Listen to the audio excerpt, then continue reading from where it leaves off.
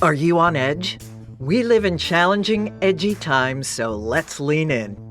I'm Sandra Bargman, the host of the Edge of Everyday podcast, which drops bi-monthly on all your favorite podcast platforms. Tune in live with me and my friends and colleagues as we share stories and tough talk about pushing boundaries and exploring our rough edges. Real talk with real people that sparks provocative invitations to leap out of what's safe. Sandra Bargman, on the edge of every day. Thanks for listening.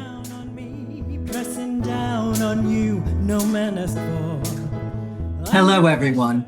I'm Sandra Bargman, and welcome back to the Edge of Every Day, now at maximizeu.life and streaming on your favorite podcast platforms. Are you a change maker? Do you walk between worlds, between cultures, between systems? If you answered yes to any of these questions, the Edge of Every Day is the place for you.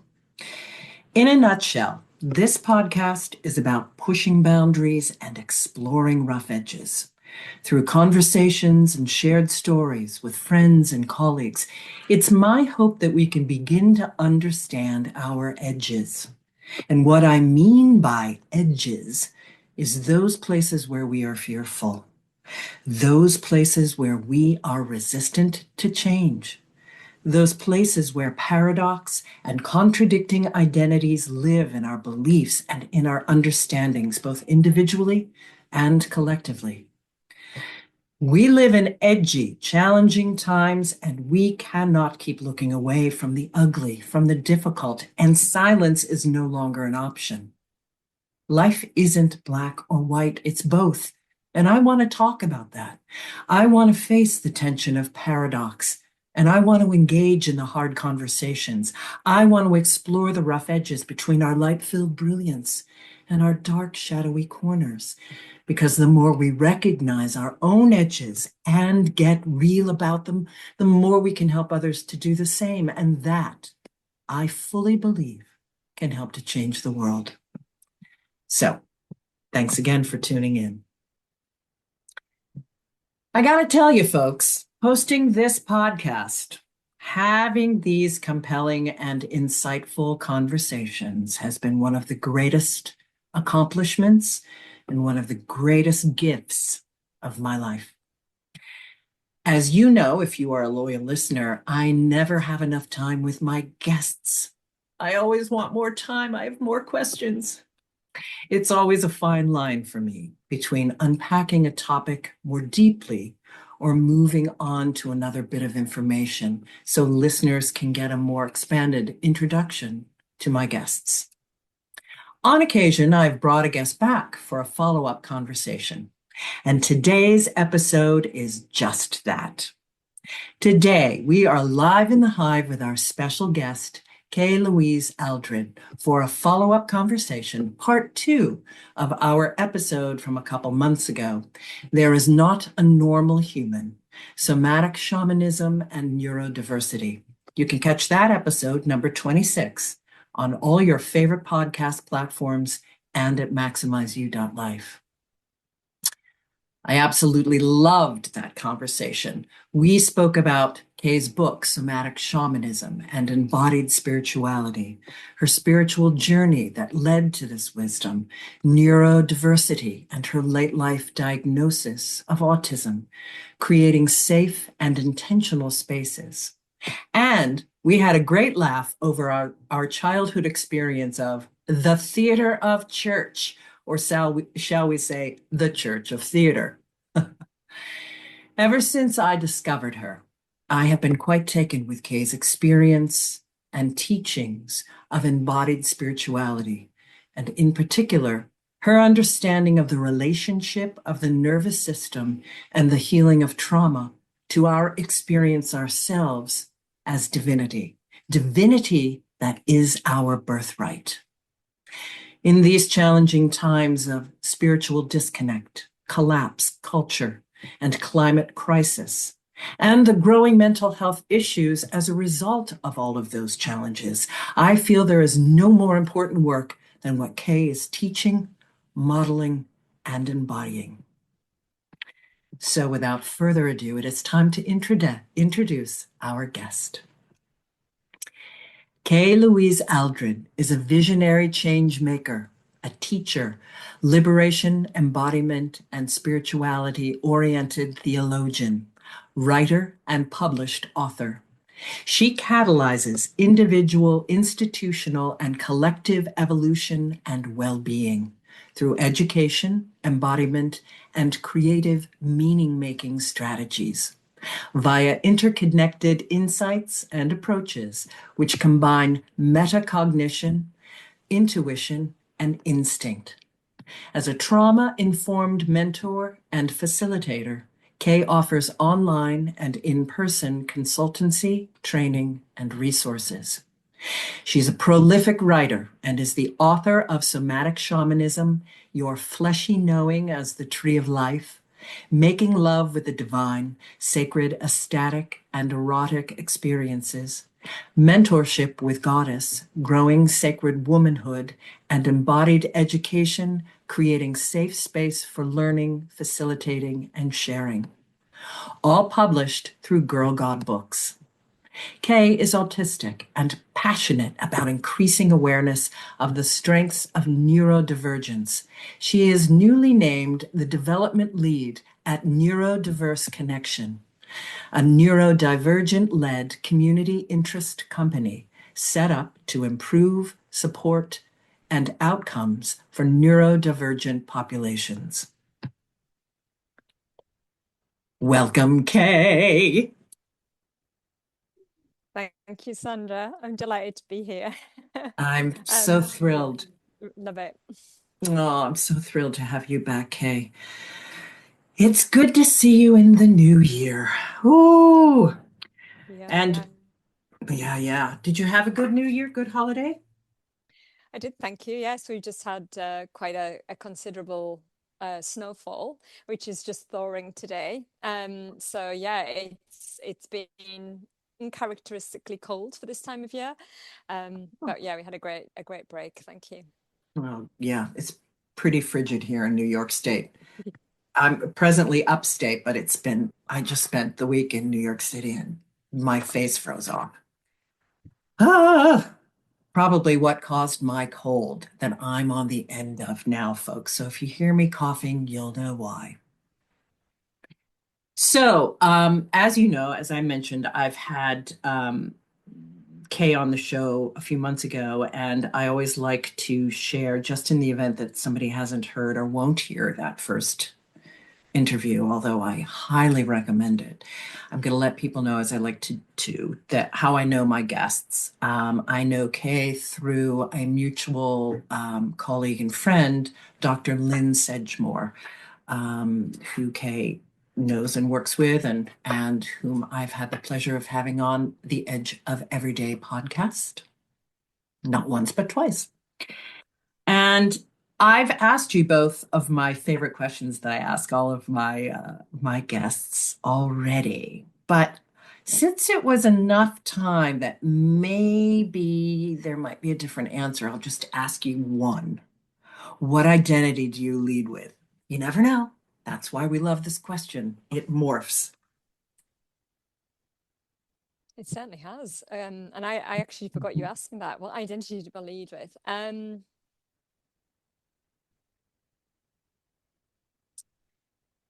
think today it would be educator. Actually, I think that's the one that feels right because maybe because, as you said, I'm moving back into more of an education role and a front-facing role. But education with the purpose of evolution and expansion rather than kind of knowledge over or knowledge to education, as in to expand and evolve and support the individual to do that themselves. So perhaps not how we traditionally would perceive educator. That feels good today. How beautifully stated, and so perfect for today because that's is always the flow, and I'm sure that's most often the flow with you in any kind of situation like this. But in particular, helping people through a process, through your personal journey, I'm hoping will be the focus of today's episode. So thank you for that beautiful understanding of educator. So in your intro, you talk about metacognition, and I went in for the other interview and read about that, and then forgot to ask you about it in the last interview, and I wanted you to expand on that before we dove in. What is metacognition? Please elaborate. So if you look online, you'll get a variety of definitions, which I wasn't even familiar with the word. I thought I'd actually made it up when I thought about it. I'm claiming it as my own. But it isn't. There's lots of research out there. But metacognition for me is meta, being able to look in and observe beyond cognition, but being able to observe how we think, what we think, why we think it. And being really curious around the way we process the brain and the thoughts that we have. So for me, it's thinking about our thinking. I love that. Thinking about our thinking and the many ways in which we do that. Yeah. What comes up for me is and it's not even the brain, it's not even thinking. Intuition is thinking, it's heart-based, it's gut-based, it's all of those things. But yeah, being the big overall witness. I love it. Lovely. So, okay. In our last conversation, I shared with everyone, and I have it here again. I'm putting up the beautiful somatic shamanism that I am working with. It's what first drew me into Kay's work was this, and particularly because it felt intuitively correct for me to, as I see myself shamanistically, and also because it somehow felt relevant and prescient to the writing of my play, and it has turned out to be exactly that. So that's pretty exciting. And hearing the word shaman, we talked briefly about that in our last episode, and I came across this that I had to read to you because we talked about the appropriation of that word, shamanism, and you gave something so beautiful, and weaving it into my writing, I came across this because, this academic understanding of the word shaman versus sort of the spiritual bypassing and the the sort of the bubblegum understanding of the word shaman and priestess, and I'm a priestess, that in some communities. But I thought I wanted to read this for you because it was so spot on. It's from Stephen Wolfe.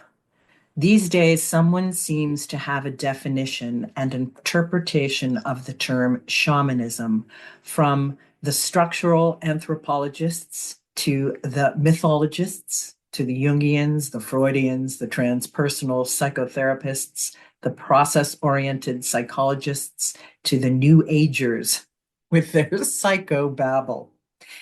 The academics hold to a strict, rigid definition, feeling they have proprietary rights to the term and smirking at everyone else. On the other hand, New Agers have a definition so broad as to be meaningless, and as you so wisely said, spiritual bypassing. Both sides miss the profound depth and breadth of this particular spiritual way, which is much more than mere technique. Shamanism may possibly be the oldest spiritual path and consequently has far more profound implications for contemporary humans than its academic interpreters realize. The reason for this is that the act of interpretation is a mental exercise, whereas shamanism is a living dynamic that involves all of the senses, which is what you speak about so eloquently, all of your work so extraordinarily. A sensuous experience that must be known in a primary and primal way. The mental wheel spinning of academics or the shallow genuflecting of New Age entrepreneurs will never truly comprehend it until they stop interpreting and start experiencing it internally and externally, with mind, emotion, body, and spirit. That is you. Completely could have said every single, yes, could have said every single one of those words. I was like, yes, I have to read that to her. Yeah, thank you. Thank you. It's just so spot on. And, and as I shared with my own company and understanding myself as a shaman, shaman-like. I've thought hard about what you said. I would never call myself a shaman. I've thought long and hard about that phrase. But that just leads us into what I want to focus on today.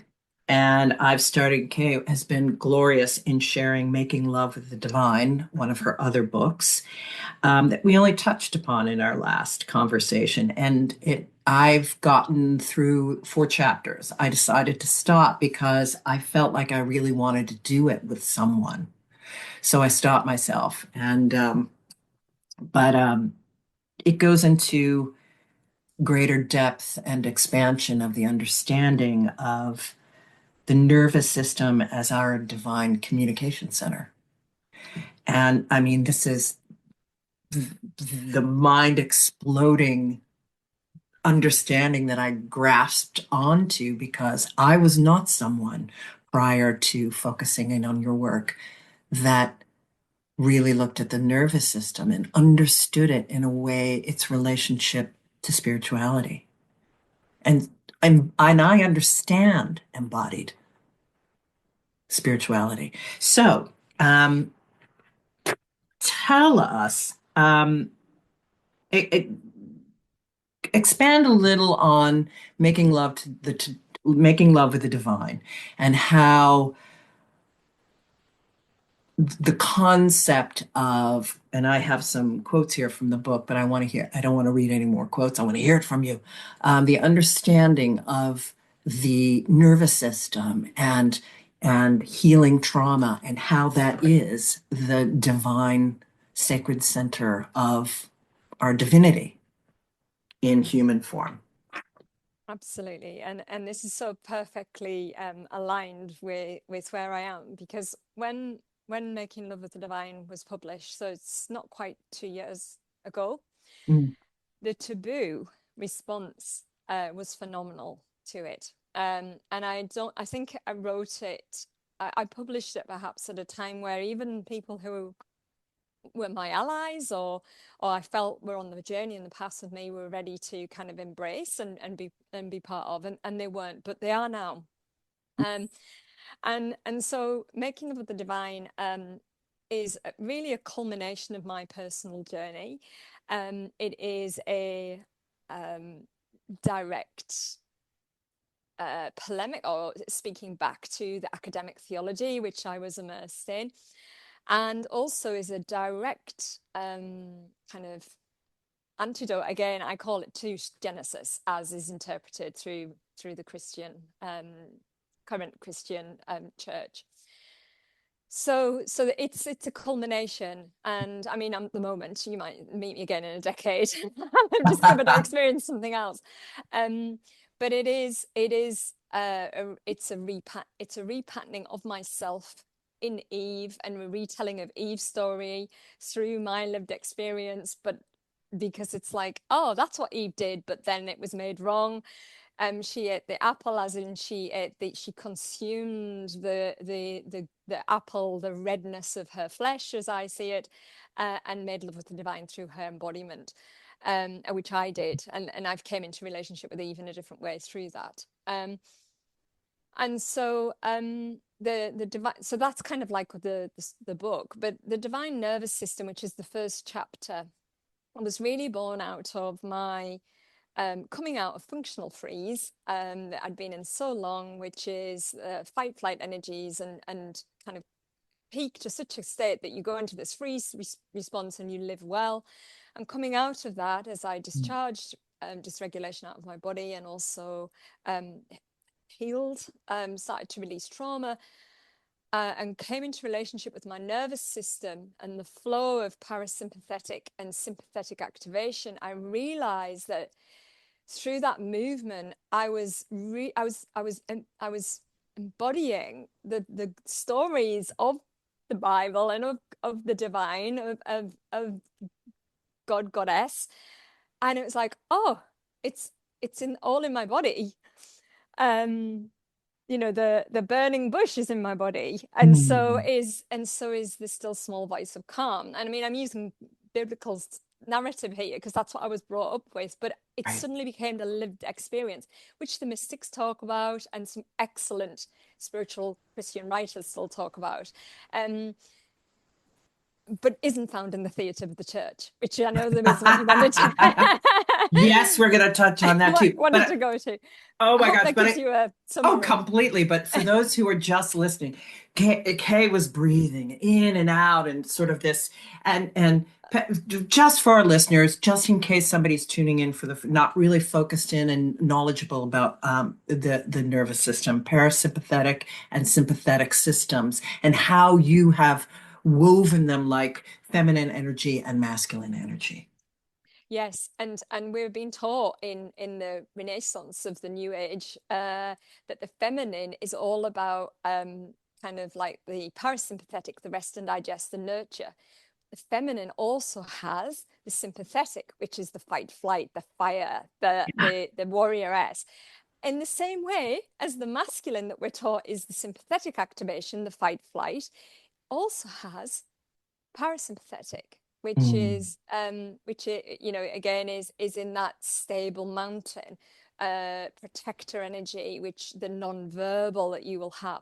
So we have these weaving of what have been gendered energetics in the nervous system, which for me become eventually, I say in a quote, a non-gendered symbiosis symphony of ecstatic experience, which is the weaving of beyond gender and divinity into an energetic flow, which is the divine, of which all the different phases and facets are our expression, our embodied experience of our nervous system.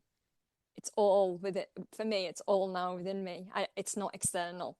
I can receive inspiration and prompts in beautiful writing and in scriptures, and I love it, but it's alive. It's like organic. The divine is organic. Yes. Oh, that brings tears to my eyes. It's so exquisite and so what we need. And this is why I had to have Kay back to talk about the journey that she took to getting to this experience, to feeling it within and being able to teach others and explain it in a way that opens up the door for everyone to see that they can take this journey too. They can connect to that within. Because that's where we are, people. That's the disconnect. In my opinion, as I was telling Kay in our pre-chat, that's the disconnect. And that's put us in the hot water here on planet Earth that we find ourselves in, that we have handed over the power. We've handed over our divine birthright. Absolutely. So let's go back. Let's go back to your grandmother, that moment where I burst out laughing, and your grandmother, the theater of the church, and erotic innocence. I loved that. So tell us the story of you as a young person and your grandmother and your discovery of all these things and your experience, I should say, of all these things. I will, and I do remember this really such a heartwarming way to retell the story. So this is my paternal grandmother, and she was not a grandmother as you would, like a cookies and a hot fire and a hot water bottle and a rock you and hug you up. She wasn't like that. She was what you would class as eccentric. I mean, looking back, clearly neurodivergent in her own way, obsessed with her special interest was religion. And also The King and I, the musicals. She danced, and but I would never get a hot meal. Her favorite thing to give me for lunch was lettuce dipped in sugar and things like that. She was completely eccentric. But I used to go and during the school holidays, or before I was even at school, with her. She was the church verger, which means she kind of cleaned the church and opened the church. and thought nothing of taking me to funerals. And I was so small that I would be standing under the pew. So if you imagine how big, where the hymn books go, I could hide in there and watch. I watched the theatre of the church in funerals, and from being 3, it's that early, and it was a high Anglican church, so there was incense and a lot of theatre, A lot of and costuming.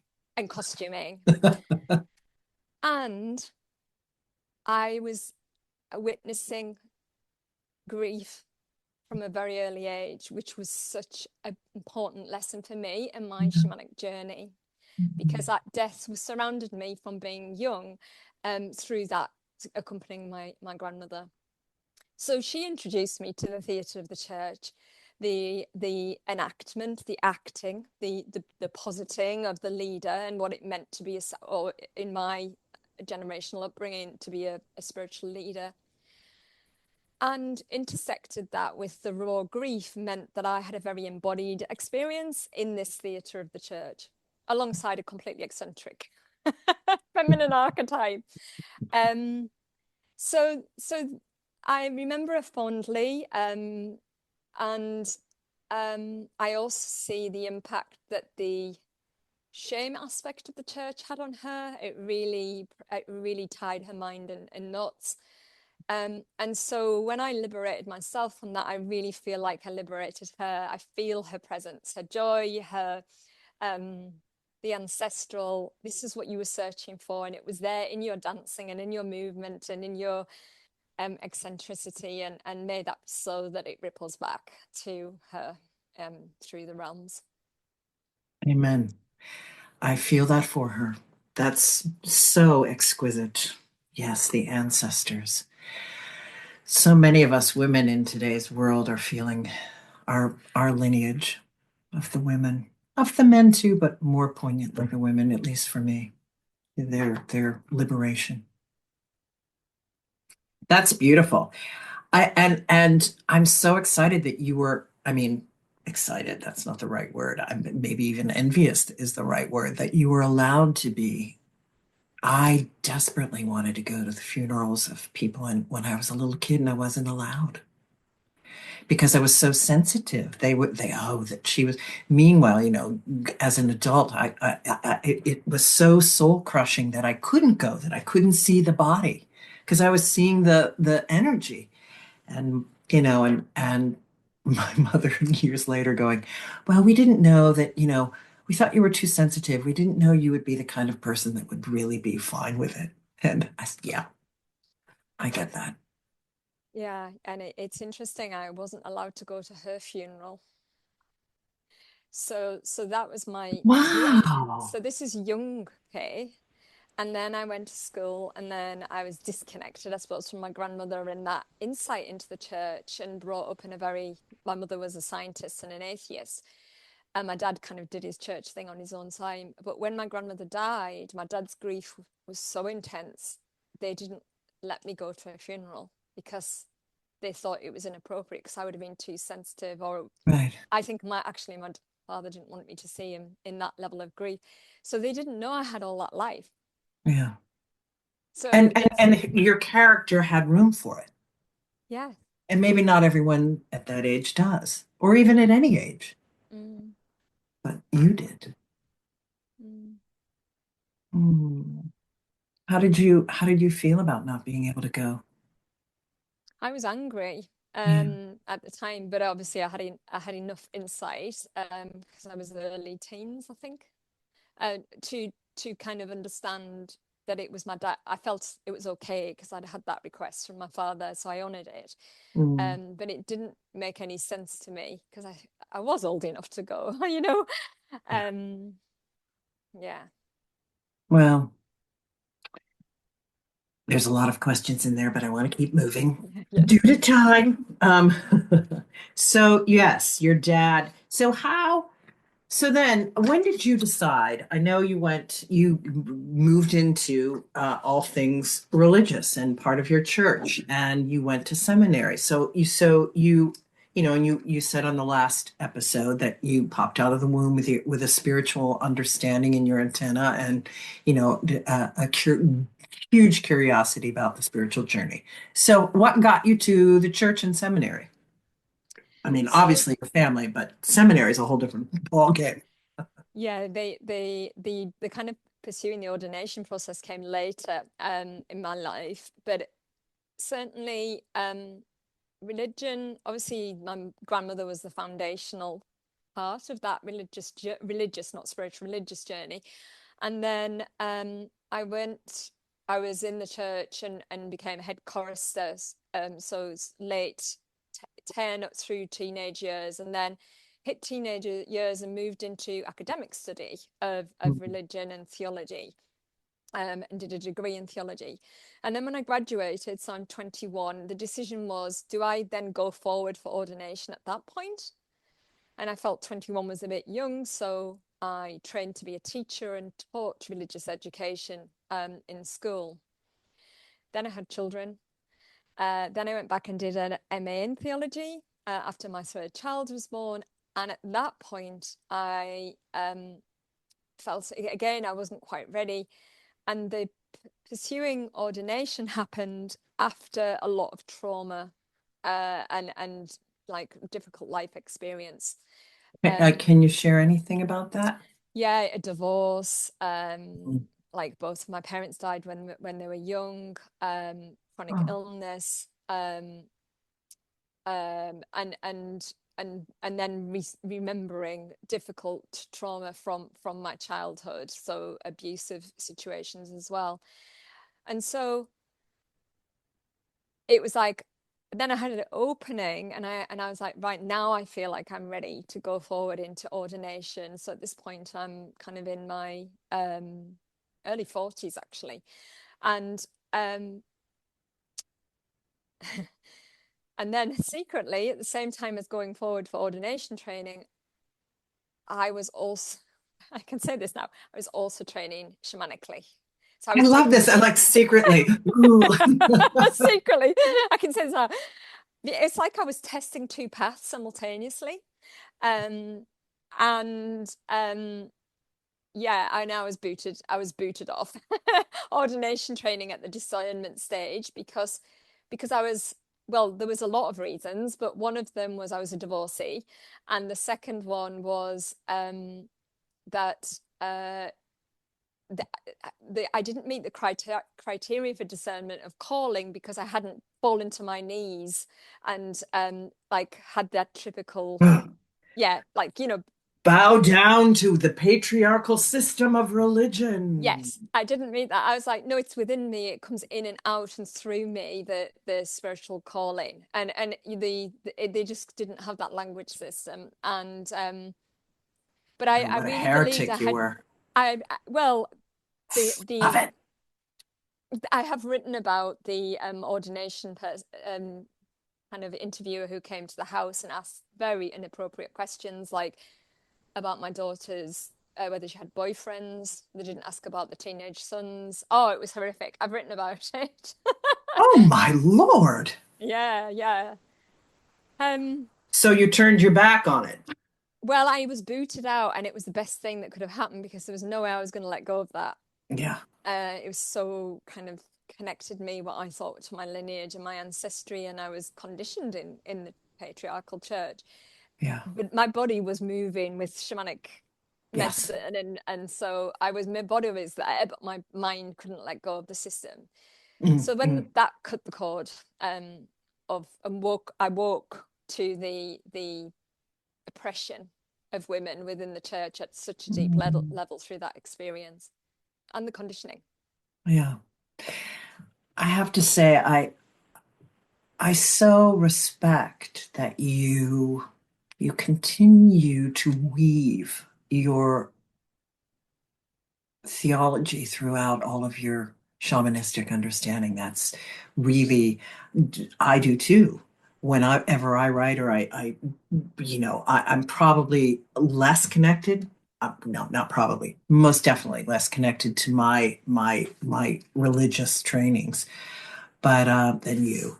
But I still see and the extraordinary value and how it can be potentially expansive for other people. And it is a part of us. And there is a connection to the mystical side of the early Christian movement that's really wrapped in with the goddess tradition. And yeah, I really love that. So you got booted. How did that feel? You were probably, well, I'm assuming you were really pissed off. I asked for a reason why. I wrote to the bishop. I never ever got a response. I took it as far as I could in terms of, well, for what reason, on what basis? I've got a first class honours degree in theology. Come on, I'm a Yeah. teacher. I'm pastoral. I'm trained pastorally. But I have since kind of studied, and we're seeing the breaking down of the Church of England at the moment, the Anglican Ooh, Church, and it's huge in the news over here at the moment. I don't know whether you've seen it in the US. I yeah, the what's his name? Safeguarding, Yeah. yeah, Yoo-hoo. safeguard. Yes. Yes, Um, pedophilia.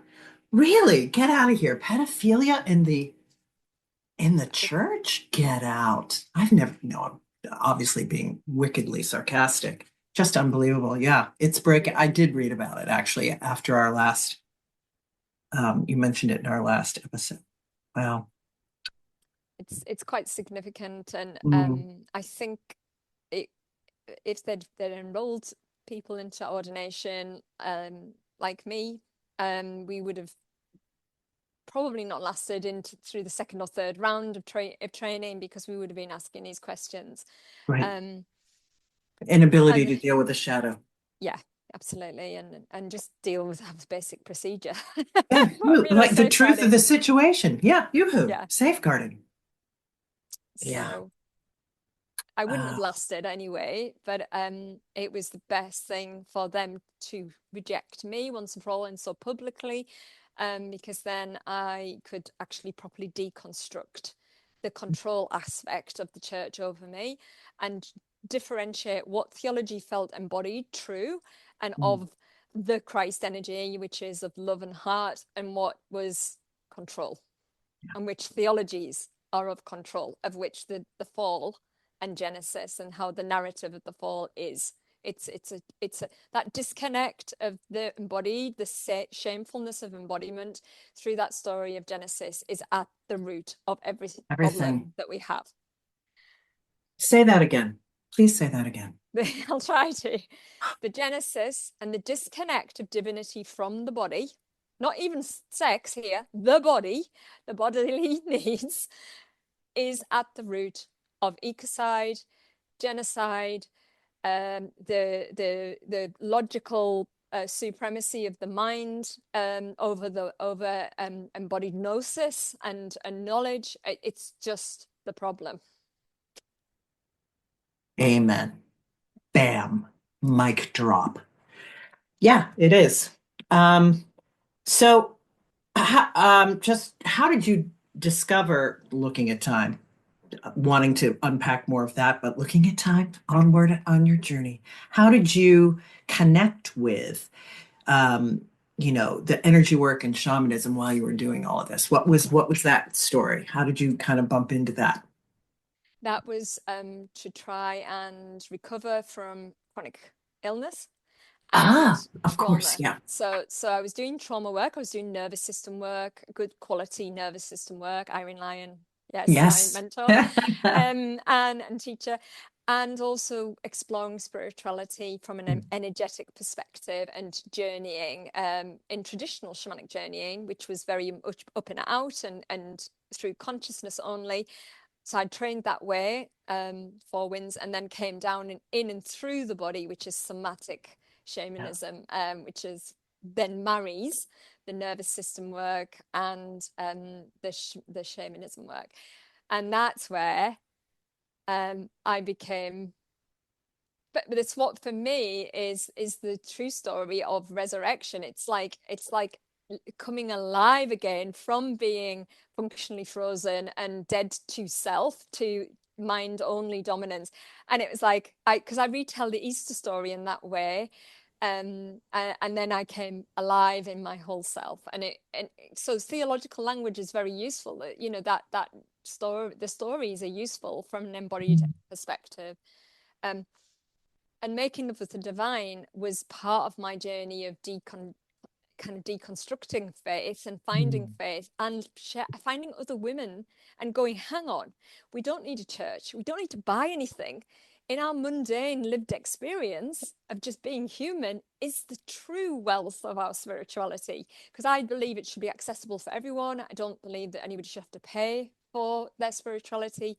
I think it's our birthright. And that's why I drew on the voices of other women and sent out questionnaires and found out about what women's lived experience was of their spirituality, even people who did not class themselves as spiritual or religious. So how are you finding? I use other words to make it more accessible. Yeah, exactly. You don't even have to believe. You can be an atheist and want to be more alive in the world, more alive in your body, more alive in your life, more turned on with your senses. Yeah. No, I mean, this is it. That you said, I want to uncouple spirituality. I loved this. Uncouple spirituality from capitalism and consumerism, which I just love the phrasing of that, because, the new age, in the spiritual bypassing community, it's all about capitalism and consumerism and these blissful moments and I'm a priestess and yeah. Wow. Okay. For our last bit of time, I'd like to talk about a neurodiverse connection, the neurodiverse population in terms of spirituality. You said in a quote from our last episode, you said this: "We are searching for an alternative world within this one." It was so powerful. Brought tears to my eyes when I re-listened, because I didn't remember hearing you say that in the moment. Isn't that interesting?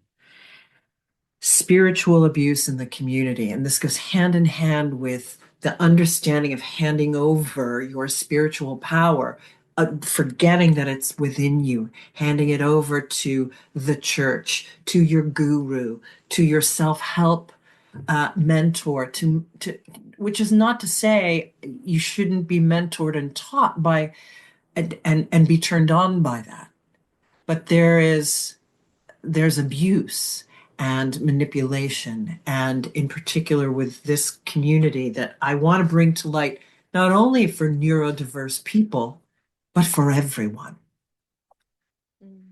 So you talked about what is spiritual abuse? What might neurodivergent individuals be more at risk of spiritual abuse? And what is predatory behavior? Can you elaborate just a bit on that, and how all of us might pay closer attention and stop plugging into the hierarchy and the manipulation of this sort of abuse? Yeah, so oh gosh, it's such a huge I know it's a topic. huge question. If I I keep know. it, I keep it apologize. I did it at the very end. If you know what, if we go a little over, so what? Okay, so safeguarding is a collective responsibility. It's everyone's responsibility. It is still a hypothesis because as yet, of course, there isn't a PhD done in this. But I believe that the neurodivergent population, so everybody's neurodiverse, neurotypical and neurodivergent. The neurodivergent population, neurodivergent are people whose neurotype or body-mind way of being does not benefit for the predominant neuronormative ways that we are structured in capitalist consumerist society, etc. We, I believe, make up a big proportion of spiritual seekers, both in and religious people, because so either within religion or within non-mainstream spirituality or pop spirituality, I see what I believe is a high proportion of the neurodivergent population in those groups. And within those groups, both within religion and in mainstream spiritual groups, there is abuse going on, which we are seeing documented, and it's unfolding all of the time. So we see that within the mainstream religions. I can only speak to Anglican because that's my religious upbringing. I don't want to speak to other religions, but I can speak to that, and we're seeing that happen now. And I can also see it happening in breathwork classes, ashrams, retreat centers, wellness centers. Neurodivergent population, we know, are proportionately more likely to be victims of interpersonal violence. That means violence or abuse by someone that they have an interpersonal relationship with, whether that's an intimate relationship or a friendship. And because we often might not feel like we fit in this world, we are seeking realities and ways of being in community that isn't of the mainstream, and religion and spiritual communities can offer that. So we are, unfortunately, the prey, and predators move in these circles. Predators move in these circles. Oh my Lord. Don't they? So I'm here to spotlight and highlight, and have produced a resource on that for Neurodiverse Connection. The fact that safeguarding is the responsibility of everyone, and that all of these venues, religion and health, wellness and spiritual venues, should be regulated and should have policy and procedure and be inspected, because it's the only way that we're going to start to kind of get a handle on what's actually going on. And they're not. No, they're not. They're not regulated spaces. No, no, and it really is, I've sassily on occasion, it can be the island of misfit toys, the spiritual communities. That's what I laugh and I say that. And I say that about the theater community too. So, of which I'm also part of all of those. So I'm one of them too. So I can crack that joke. But it does speak to the open door of, please, here in the United States, the evangelical movement and the pedophilia and the physical abuse, and the sex trafficking of pastors is, 3 times a day you're reading about breaking news of somebody who's been found out and sentenced. Yeah. And to speak Go ahead. To speak to what spiritual abuse is the misuse of scripture or ideology to control, coerce, diminish, shame, belittle, control. It's control, really, an individual. And that also can happen outside of religious and spiritual circles, because you can put the fear of God, so to speak, on into anybody. And that's starting to be more researched and defined. There's an amazing writer, Lisa Oakley, over here in the UK, who is writing more about that term. But we're going to see it, Sandra, mark my words, this unpacking in the next 5 years, I think, of spiritual, because as spirituality rises and we become more in touch with our spirituality, and in this fabled Aquarian age, which is really important, we also need to get to grips with how that can be used abusively, because the shadow is always there. So we're going to see this being unpacked, I think. I would agree. Yeah. And that's why I really wanted to focus on this with you as part of the unpacking process that everyone can go through just for themselves. Yeah.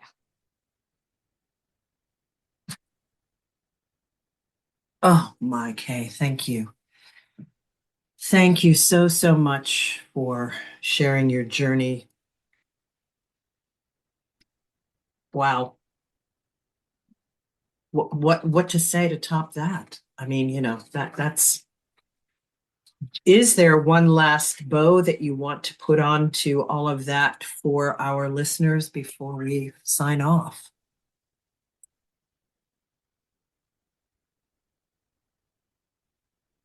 The making of the divine is about liberation, and it's about it's a bit of a bold statement that I say I'm liberating the divine from abuse. But, I really do believe that that is part of what the book is doing. I'm liberating our bodies Yes. from to be able to not see pleasure as sinful. I'm not doing it, actually. The women that I spoke to, whose stories I tell, did this for me. I am not doing anything. So it's actually about liberation and realizing that, to go back to what you said at the beginning, it is our birthright to be to realize our innate spirituality is within us, and our route to what that means for us is within us. And there's no right way. It's like there's no right way to be human, there's no right way to be spiritual. So let's wrap the two episodes together, if that's okay. Exactly. Most definitely. The joy of life, the aliveness. Yeah. Oh, I can't thank you enough for coming on again and sharing this journey and giving us a template of your journey specifically. So now hearing it, folks, run, don't walk, to go buy the book, and you can Making Love with the Divine. Fabulous title, people. Fabulous, provocative, glorious title. You can go to Kay's website, Kay Louise Aldred. It'll be in the show notes, ALDRED.com. Kay is at LinkedIn as well. You're on Instagram. And you're not on Blue Sky yet. Not yet. You haven't made that move. It's kind of a fun, it's kind of where I'm going to end up, I think. It's a good platform. It's not manipulated, at least not yet. But you can find her there. Making Love with the Divine by Kay Louise Aldred. Thank you again, dear Kay, for being on the Edge of Everyday podcast. Thank you, Sandra. And listeners, remember, as Kay says, we are the tree of life. Our path is not up and out, but in and through. Remember, you are always at the edge of the miraculous. Until we speak again, take good care. Pressing down on you, no man has fought under pressure.